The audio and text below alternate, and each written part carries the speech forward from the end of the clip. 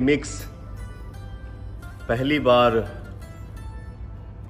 Viral Bhojpuri YouTube तो channel. दोस्तों, जैसा कि आप लोगों ने देखा कि किस तरह से भोजपुरी के क्वीन कहे जाने वाली अक्षरा सिंह भोजपुरी के पावर स्टार पवन सिंह और उनकी पत्नी ज्योति सिंह के बारे में बोलते हुए नजर आ रहे हैं। जी हाँ दोस्तों, मैं आप सभी को जानकारी के लिए बता दूं कि जब से पावर स्टार पवन सिंह और उनकी पत्नी ज्योति सिंह एक साथ मिले हैं, तब से ही यह खबर सोशल मीडिया पे बहुत ही ज्यादा छाया हुआ है और कई लोग इस पे अपना अपना रिएक्शन देते हुए भी नजर आ रहे हैं। और वहीं पवन सिंह के जितने भी लोग चाहने वाले हैं वह काफी ज्यादा खुश नजर आ रहे हैं। और वहीं बताया जा रहा है कि ज्योति सिंह पवन सिंह के चुनाव प्रचार में भी आप लोग के बीच नजर आ सकते हैं। और वहीं दोस्तों, जैसा कि आप लोग को पता होगा